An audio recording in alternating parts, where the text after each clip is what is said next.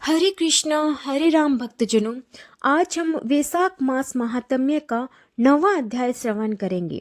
मैथिल ने पूछा, हे ब्राह्मण, कामदेव के जल जाने के बाद उसकी उत्पत्ति कैसे हुई? यह सुनकर श्रुतदेव स्वामी कार्तिक के जन्म की कथा कहने लगे, जिसके सुनने से पाप नष्ट हो जाते हैं, यश व पुत्र मिलते हैं और सब रोग नाश होते हैं। जब महादेव जी ने कामदेव को भस्म कर दिया, तब उनकी स्त्री रति मूर्छित हो गई और फिर चेत होने पर अनेक प्रकार से विलाप कर शरीर त्याग करने लगी और अंतिम क्रिया करने के लिए बसंत को बुलाया। बसंत ने आकर रति को समझाया कि आत्मघात करना धर्म का हेतु नहीं है, लेकिन रति के न मानने पर बसंत ने नदी के तट पर चिता बनाई और रति गंगा में स्नान कर संपूर्ण क्रियाक्रम से निश्चित हो सब इंद्रियों को रोक और मन को आत्मा में लीन कर चिता पर चढ़ने को उद्यत हुई।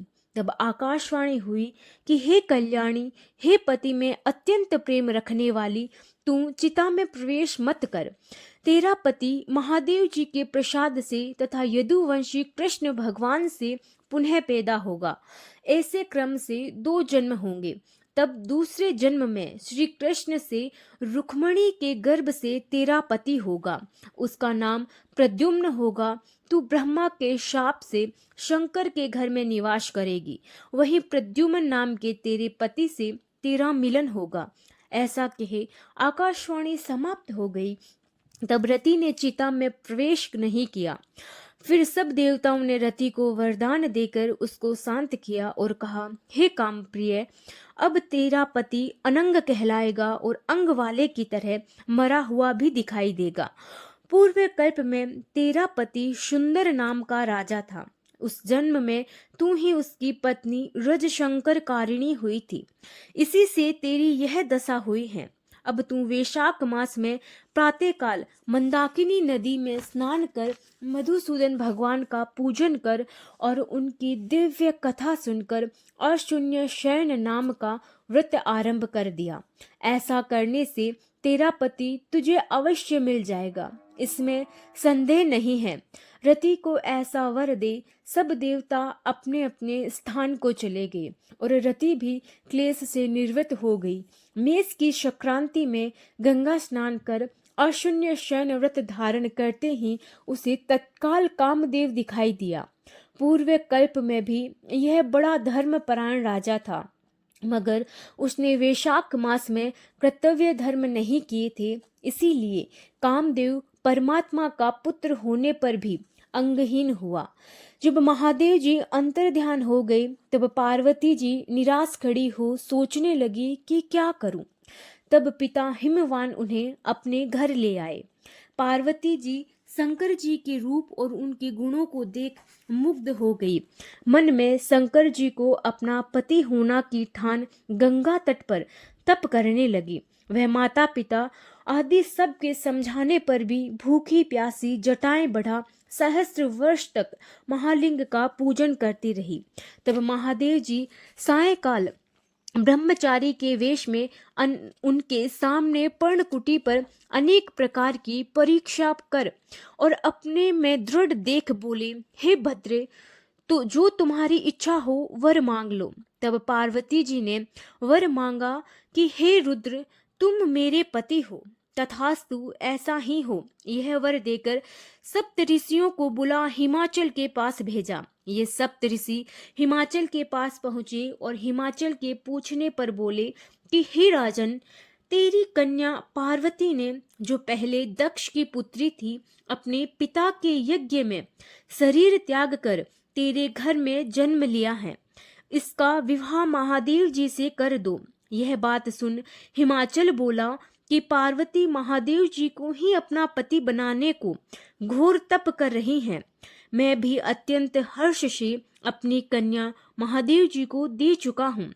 अब आप वहां पधारो जहां महादेव जी हैं।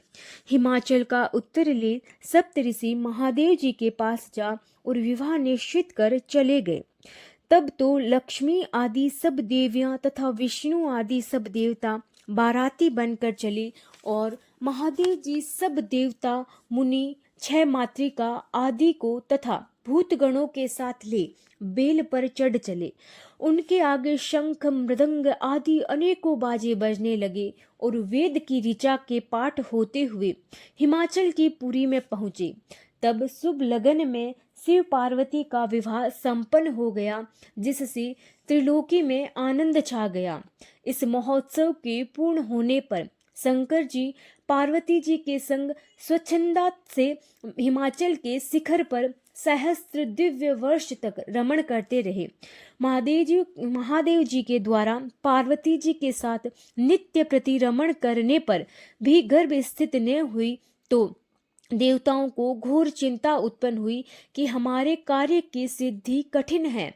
तब खूब विचार कर अग्नि को बुला उसका अत्यंत सम्मान कर जहाँ महादेव जी रमण कर रहे थे भेजा और कहा कि जब महादेव जी रमण कर चुके तब तू प्रकट हो उनके सन्मुख चले जाना, जिससे वह पुनः रमण न कर सके, क्योंकि तुझे देखकर पार्वती जी लज्जा के मारे वहां से हट जाएगी। तब तू शिष्य होकर कामारी शिव जी से प्रश्न कर बहुत सा समय लगा देना। बहुत काल व्यतीत होने पर पार्वती जी के गर्भ से स्वामी कार्तिक का जन्म होगा। अग्नि देवताओं से विदा हो महादेव जी के पास गया, जिससे वस्त्रहीन पार्वती को बड़ी लज्जा उत्पन्न हुई और रमण छोड़ अलग हट गई। तब महादेव जी को बड़ा क्रोध हुआ और अग्नि से बोले, हे दुर्मते, इस श्रृंखलित वीर्य को जो दुस्सह हैं तू ग्रहण कर, तेरे मुख में त्याग दूंगा। ऐसा कहे अग्नि के मुख में वीर्य छोड़ दिया। उस प्रचंड वीर्य के उदर में प्रवेश होने से अग्नि ने दुखित हो स्वर्गलोक में देवताओं के पास जा सब वृतांत कहा, जिससे देवताओं को वीर्य के स्थित हो जाने से हर्ष हुआ, परंतु प्रसव कैसे होगा इसका अत्यंत दुख हुआ। अग्नि के उदर में महादेव जी का तेजों में वीर्य बढ़ने लगा। 10 महीने हो गए और प्रसव का कोई उपाय नहीं हुआ। तब अत्यंत दुखी हो देवताओं को संग ले महायशस्वनी गंगा के पास जा सब स्तुति करने लगे। हे माता, तू देवताओं के निमित्त शंकर के इस तेज को धारण कर जो अग्नि के प्रसव में बढ़ रहा है। यह स्त्री ने होने से प्रसव नहीं होता है। हमारी रक्षा कर, ऐसी प्रार्थना कर। गंगा ने कहा, तथास्तु। तब देवताओं के कहने से अग्नि ने गर्भ मोचन मंत्र से गर्भ का आकर्षण कर शंकर जी के तेज को गंगा जी में छोड़ दिया। यह तेज बड़ा दीप्तिमान और लोकों में असहनीय था। कुछ मास पर्यंत गंगा जी उसे सहन न कर सकी और जल सूख गया और रक्त कलेवर दिखाई देने लगा। तब अत्यंत दुख से व्याकुल हो अपने उदर एवं गर्भ को त्याग दिया, जो सरपेतों में गिरा। जहाँ विदीर्ण हो उस गर्भ के 6 भाग हो गए। तब ब्रह्मा की भेजी 6 कृतिकाएं आई और उन्होंने सरकंडों से विभिन्न संभव तेज के 6 भागों को ग्रहण कर 6 मुख का पुरुष बनाया। जिसका शरीर एक ही था उसे बहुत दृढ़ कर दिया। यह पुरुषाकार 6 मुखी शरीर बहुत समय तक सरकंडों में वैसे ही पड़ा रहा। उसका कोई रक्षक नहीं था। एक दिन बेल पर चढ़े हुए महादेव जी पार्वती जी उसी स्थान से होकर श्री शैल्य को जा रहे थे कि सहसा पार्वती के स्तनों से दूध की धार ढरकने लगी। तब विस्मित हो पार्वती ने महादेव जी से आकस्मिक स्तनों से दूध बहने का कारण पूछा। महादेव जी बोले, तेरा पुत्र यहीं नीचे पड़ा है और अपने रमण की बात तथा अग्नि के वहां आना, जिससे पार्वती को उसे देखने से लज्जा के मारे हट जाना और वीर्य संकलित होने से क्रोध में आकर अग्नि के मुख में छोड़ देना और गंगा के जलने से गंगा का सरकंडों में छोड़ देना और वहां पर उनके 6 भाग हो जाना तथा मातृकाओं के दृढ़ कर देने का वृतांत सुनाया। फिर कहा, उसकी आकृति पुरुष की सी हो गई है, उसी को देख, तेरे स्तनों में दूध टपकने लगा है। इसका पराक्रम विष्णु के समान होगा। तू इसका पालन पोषण कर, यही तेरा औरस पुत्र है। इसे उठाकर ले चल। महादेव जी की बात सुन पार्वती जी बालक को उठा गोदी में बिठाकर दुग्धपान कराने लगी और पुत्र स्नेह में तत्पर हो महादेव जी के साथ कैलाश को गई और पुत्र का पालन कर अत्यंत संतुष्ट हुई। हे राजन, यह कुमार के जन्म की कथा मैंने तेरे सामने कही। इसे नित्य प्रति सुनने से उनके पुत्र पौत्रादि की वृद्धि होती है। इसीलिए वैशाख मास में धर्म करने से स्त्रियों का विधवा योग मिट जाता है तथा अत्यंत पुण्य होता है। इसी की प्रभाव से अनंग कामदेव भी शांग हो गया। जो लोग इस मास में बिना स्नान दान किए बिता देते हैं, उन्हें धर्म करने पर भी अनेकों दुख भोगने पड़ते हैं। इसीलिए यही एक मास संपूर्ण धर्मों के करने के लिए हितकारी है। हरे कृष्ण हरे राम 9वां अध्याय यही समाप्त होता है। हरि शरणम हरे कृष्ण हरे राम।